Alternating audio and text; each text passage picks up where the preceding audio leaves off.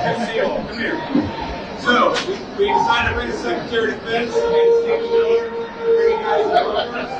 We appreciate everything that you're doing. So, you guys bust your ass all day, we give you a hamburger. Not a fair trade, but we're grateful for everything you guys do.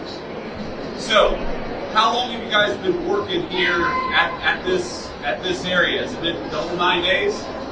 About 7, sir. It's been about 7. Okay. General, tell me what's going on here. What are you guys seeing? Okay.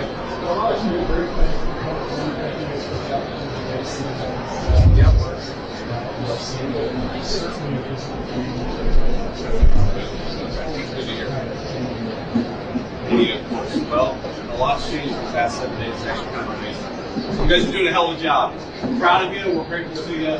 And I just want to come by and say thanks and hang out with you. So, let's say hello for a bit. And then I think we can talk to this morning. But just want to shake some hands and say hey to guys. We appreciate you. Thank you. All right. Good to see you. Thank you. How you doing?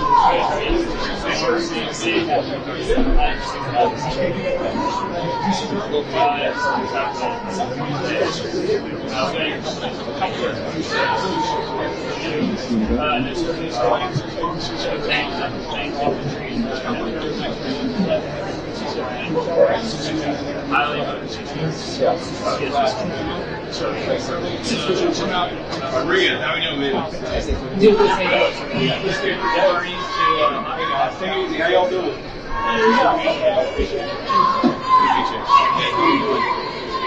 All right, thank you. I appreciate that. I'm honored. Yeah, of course. Yeah, come here. We'll take a photo right now.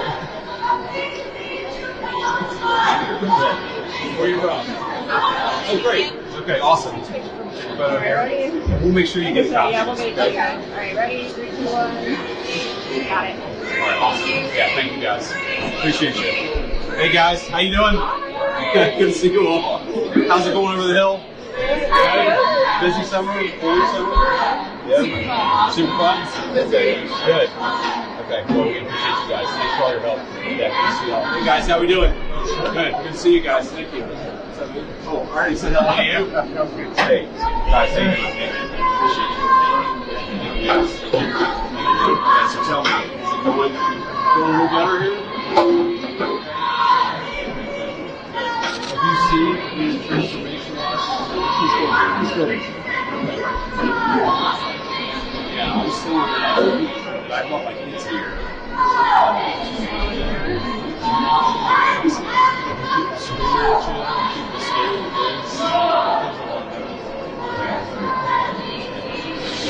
Appreciate it being there. Okay, all right, thank you. God bless you. Thank you, man. All right, good to see you. How are you? Good. Good to meet you. Thank you. Thank you. Good to see you, man. Thank you. Good to meet you. So where are y'all from? South Carolina. Okay, so pretty much everybody's in South Carolina. Okay, Charleston, Columbia. Okay, good. We appreciate you guys helping us out. Thank you. It means a lot. Specialist, how you doing?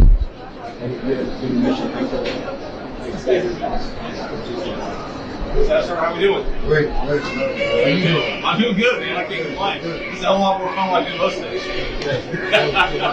All right, appreciate it. Good to see you, man. Thanks for all your help.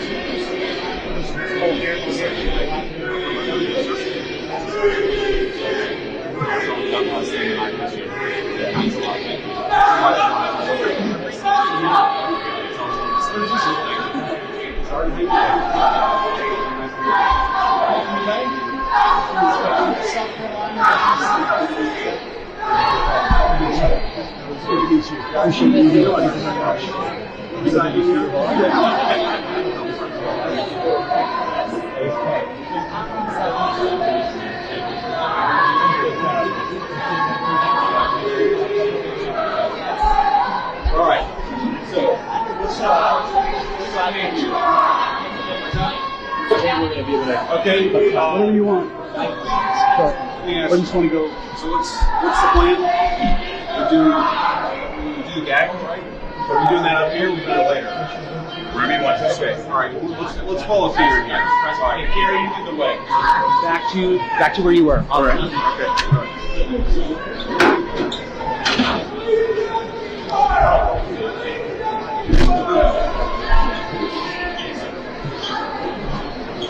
Pull it right here. Right here?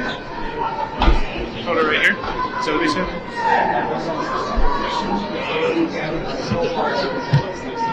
So you can be up here. You can be up. Your audio can pick them up. Wait. My audio shot. Okay. Full camera. Do you want me up on here? Or do you want me to? So, we have a few reporters here. So, look, guys, what we want to do here was a couple things. First of all, we're going to say come and say thank you to the National Guard's folks, to the cops, for actually keeping this place safe. If you look at what's happened in Washington, D.C. in just the past 9 days, we've seen a 35% reduction in violent crime. We've seen over a 50% reduction in robberies. We are seeing really substantial effects because these guys are busting their ass. So I want to come here, highlight what they're doing, say thank you in person, obviously pass out a few burgers, but most of all, just send a message to the American people. Look, we don't have to live like this. We do not have to allow our cities to be taken over by violence and by disorder and by chaos. You can actually do stuff.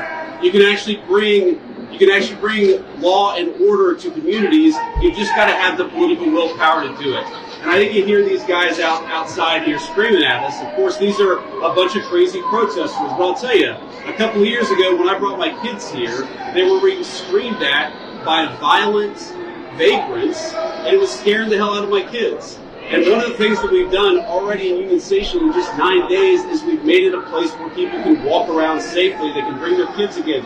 They can see this beautiful monument, the architecture. They can have a meal with their friends and their loved ones because, again, we brought some law and order back to Washington, D.C. So I want to thank Hegseth and Stephen Miller. I want to thank all the people, the guardsmen here and the police officers who work very hard. And I know that we've traded now some violent, crazy people who are screaming at kids with a few crazy liberals who are screaming at the vice president. But I think that's a very worthwhile trade to make because we want our people to be able to enjoy our beautiful cities.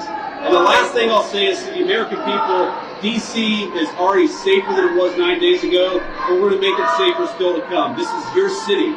You should feel free to come and visit here, have a meal, see all these incredible monuments, and actually enjoy yourself. And that's what we're trying to make happen. And I think that if we set a standard in Washington, D.C., that political willpower can bring some common sense law and order back to these communities, then maybe some other communities and other cities will follow suit.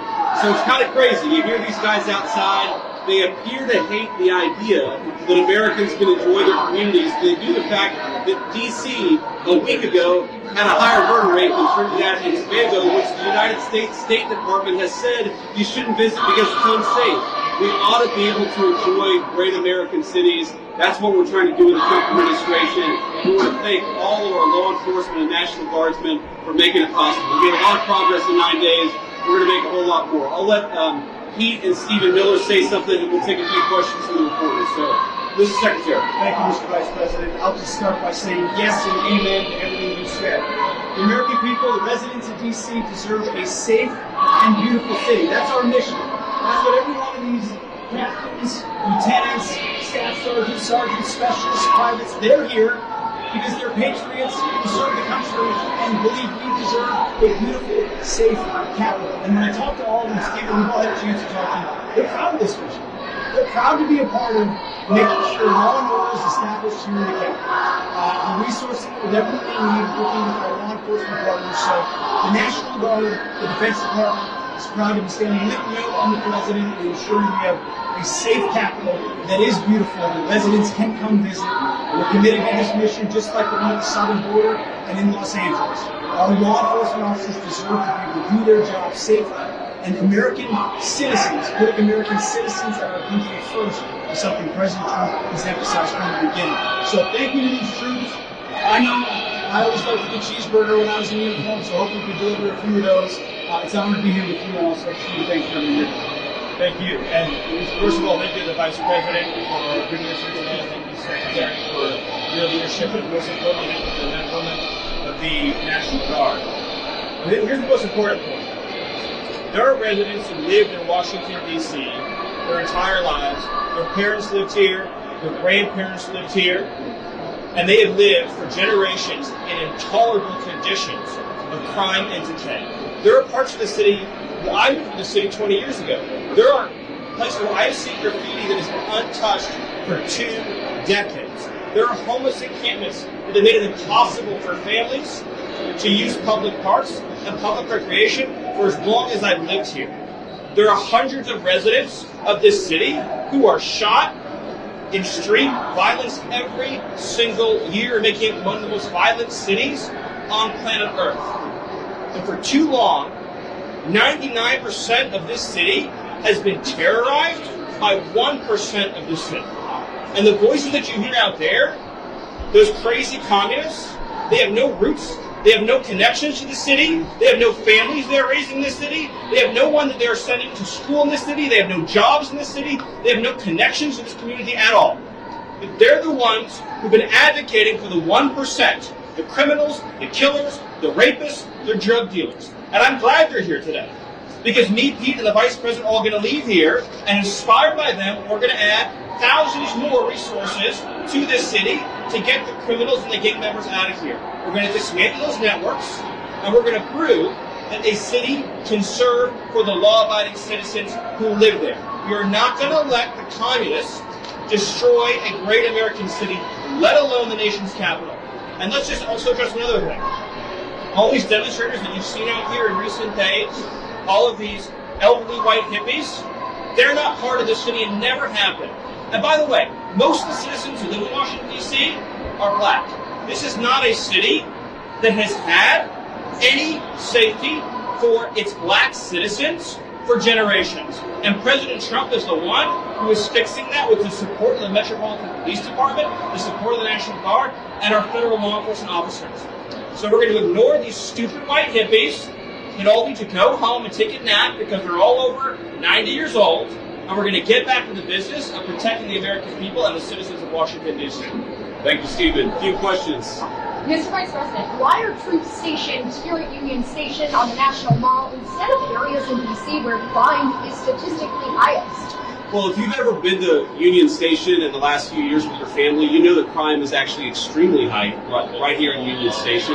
You have vagrants, you have drug addicts, you have the chronically homeless, you have the mentally ill who harass, who threaten violence, who attack families, and they've done it for far too long. This should be a monument to American greatness. This should be a place where you can come and share a meal or go shopping with your family. It should not be a place where parents of small children are afraid to bring them because, to Stephen's point, we've empowered criminals over the people who actually need public safety in the city. So I think Union Station is a great example of what's possible when you actually have the political willpower to bring law and order and common decency back to the public spaces of the United States of America. So many Americans live in cities, they occupy these spaces, they know how unsafe they are, and they would love to be able to just live their life in places like Union Station without violent criminals making it impossible. We've changed so much in 9 days, and I thought it important to highlight how great of a space this could be, how easy it could be to actually enjoy something like Union Station if you just had politicians who stopped prioritizing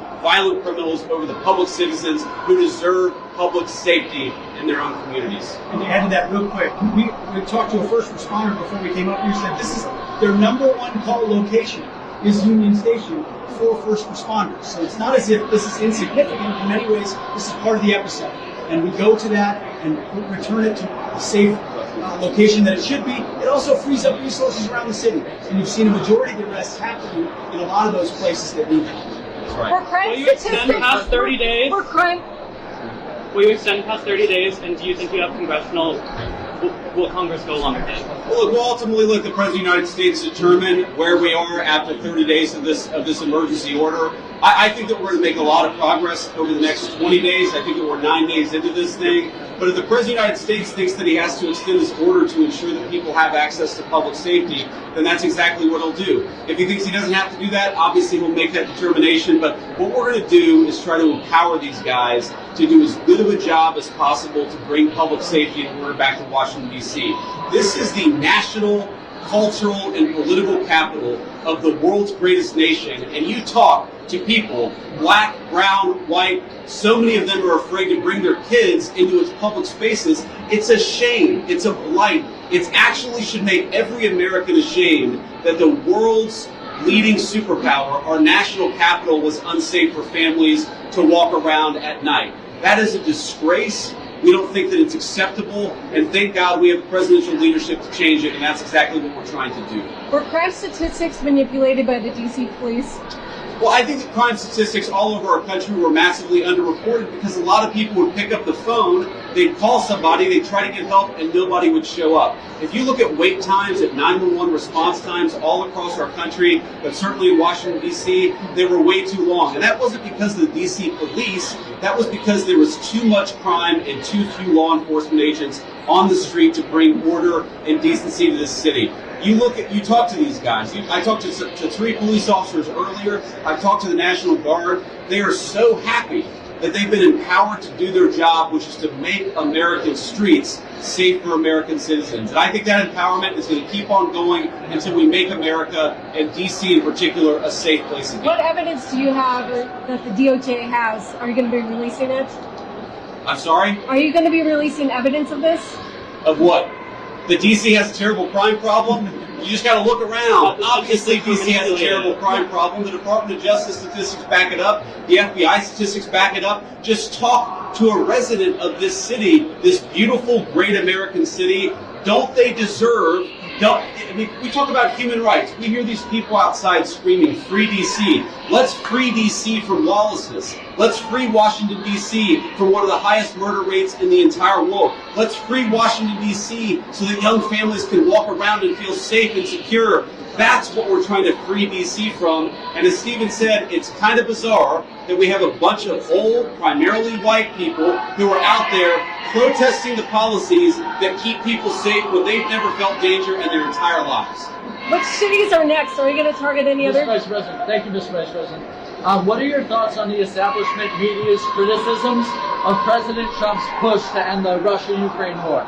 Well, I'll let these guys jump in. I mean, look, on the Russia-Ukraine war, we'll obviously have time to talk about that. I think the president campaigned on being a president of peace. He's already ended 6 wars. He's trying to end another. I think it's kind of disgraceful that the American media is attacking the president for trying to bring peace to the world. But most importantly, the president is trying to bring peace to the streets of our own cities. I really can't overemphasize this enough. It's the greatest country in the world. We've got moms and dads and young families. Shouldn't they be able to enjoy public spaces without vagrants taking away basic public safety from the American citizenry? The fact that it's taken so long to bring common decency and law and order back to Washington, D.C. is an indictment of a generation of failed leadership. And I hope these guys know how grateful we are that they're doing the job that so many failed to do. They're actually keeping the city safe. We're proud of you, and we're grateful to you. Polls show that a majority of D.C. residents don't support the Guard. What's your message to that? I'm sorry? Polls show that a majority of D.C. residents don't support the Guard here. So what's your message to the majority of D.C. residents? I'm highly skeptical that a majority of D.C. residents don't want their city to have better public safety and more reasonable safety standards within Washington, D.C. I don't know what poll you're talking about. Maybe the same polls that said Kamala Harris would win the popular vote by 10 points. Okay, we're going to stop there. We're going to grab a quick bite with some of the soldiers here and the National Guard who are keeping the city safe again. I just want to say we're grateful to these guys. You guys are making D.C. safe again. We're proud of you, and we're grateful to you. Russell saying today needs to be involved in security guarantees. Thank you, press. Thank you, press. Thank you, press. Thank you. Thank you, thank you. Thank you, press. Press, everyone's going back. Cool press, we gotta move.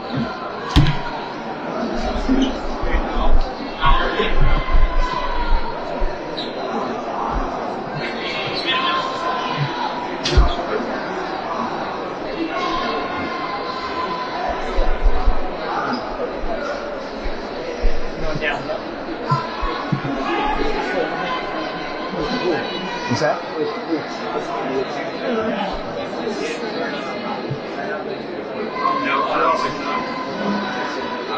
Press, come on, can you pull it? Where's the rest of them? Got one right there.